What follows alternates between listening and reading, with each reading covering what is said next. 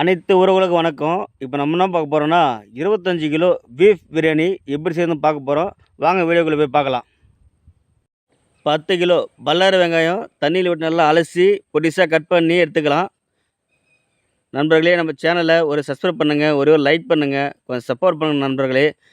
அதே அளவு தக்காளி ஒரு 10 கிலோ நல்லா தண்ணியில விட்டு அலசி பொடிசா கட் பண்ணி எடுத்துக்கலாம்.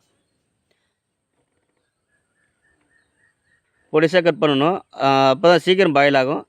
எண்ணெய் சன்ஃப்ளவர் ஆயில் எடுத்துக்கிறோம் நம்ம. ஒரு 5 லிட்டரு 25 கிலோவுக்கு 5 லிட்டரு எடுத்துக்கலாம். எண்ணெய் நல்லா காஞ்சி வந்தோடனே பட்டை 50 கிராம் பட்டை சேர்த்துக்கலாம். அது நல்லா நொறுக்கி பட்டை சேர்த்துக்கலாம். ஏலக்காய் 50 கிராம் சேர்த்துக்கலாம். ஏலக்காய் அதிகம் போடவும் கூடாது. கொஞ்சம் நார்மலாக 50 கிராம் கம்மியாக கூட இருக்கலாம். 50 கிராம் சேர்த்துக்கிறேன் நான் 25 கிலோவுக்கு. லவங்கப்பூ ஒரு 50 கிராம் சேர்த்துக்கிறேன். இப்போ நம்ம பொடிசாக கட் பண்ணி எடுத்த வெங்காயத்தை சேர்த்துக்கலாம். வெங்காயத்து கூட நம்ம இப்போ பச்சை மிளகா ஒரு 1/2 கிலோ தண்ணியில் விட்டு நல்லா அலசி காம்பு கிள்ளி எடுத்து வச்சுக்கிறோம். இப்போ நம்ம பச்சை மிளகா சேர்த்துக்கலாம். ஒரு 1/2 கிலோ பச்சை மிளகா, அதிகம் சேர்க்கக்கூடாது, 1/2 கிலோ போதுமானது. அதே ரொம்ப காரம் கொடுக்குங்க.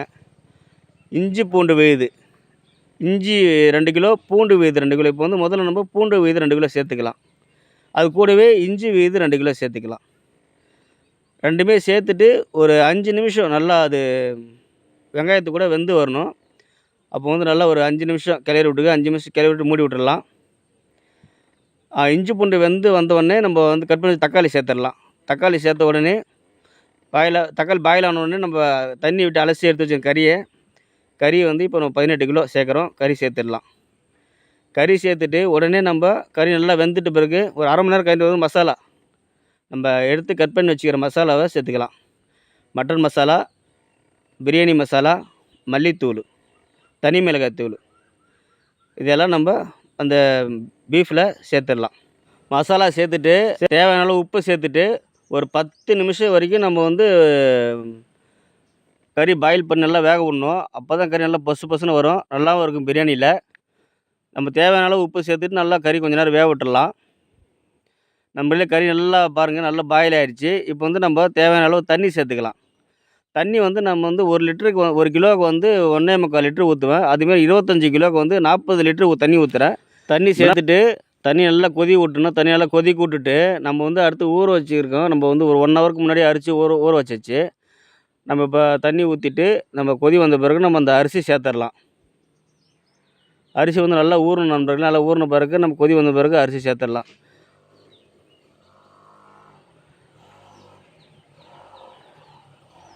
அரிசி சேர்த்துட்டு அதுக்கு மேலே தயிர் ஒரு 1 லிட்டரு தயிர் சேர்க்குறேன். அது அதிகமாக போடக்கூடாது, தயிர் அதிகம் சேர்க்கக்கூடாது. 1 லிட்டரு போதுமான அளவு 1 லிட்டரு சேர்க்குறேன் 25 கிலோவுக்கு. சேர்த்துட்டு நெய் 1/2 லிட்டரு சேர்த்துக்கிறேன். நான் ஒரு 1/2 லிட்டரு சேர்ப்பேன். நீங்கள் எவ்வளோ தேவையான அளவு சேர்த்துக்கலாம். 25 கிலோவுக்கு 1/2 லிட்டரு போதுமானது. கொத்தமல்லி புதினா நல்லா கட் பண்ணி தண்ணி விட்டு அலசி எடுத்து வச்சுருக்கோம். நம்ம அதை சேர்த்துடலாம்.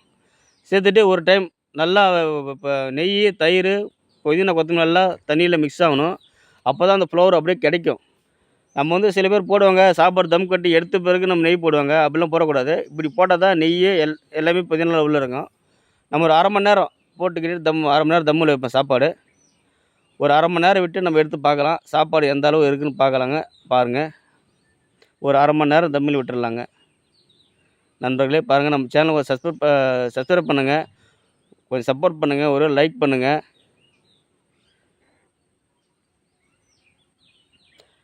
பாருங்கள் நண்பர்களே, இப்போ நான் 1/2 மணி நேரம் இப்போ ஆக போகுது. நம்ம 1/2 மணி நேரம் விட்டு எடுத்து பார்க்கலாம். சாப்பாடு பாருங்கள், அருமையான ஒரு பீஃப் பிரியாணி ரெடியாக இருக்குது. இப்போ நம்ம அதை விட்டு கிளறி பார்க்கலாம். பாருங்கள் நண்பர்களே, சூப்பரான ஒரு பிரியாணி ரெடியாக இருக்குது. இந்தமாதிரி பிரியாணி எங்கேயுமே கிடைக்காது நண்பர்களே. பாருங்கள், அருமையான ஒரு பிரியாணி, பீஃப் பிரியாணி சூப்பராக இருக்கும். அருமையான ஒரு பிரியாணி, ஒரு நாள் சாப்பிட்டு பாருங்கள். டேஸ்ட் நல்லாயிருக்கும், சூப்பராக இருக்கும், அருமையாக இருக்கும் நண்பர்களே. நம்ம சேனலுக்கு ஒரு லைக் பண்ணுங்கள், ஒரு சப்ஸ்கிரைப் பண்ணுங்கள், கொஞ்சம் சப்போர்ட் பண்ணுங்கள் நண்பர்களே. உங்களை நம்பி தான் நான் வீடியோ போடுறேன். ஒரு லைக் பண்ணுங்கள் நண்பர்களே, ஒரு சப்போர்ட் பண்ணுங்கள், ஒரு சப்ஸ்கிரைப் போடுங்க நண்பர்களே. ரொம்ப நன்றி.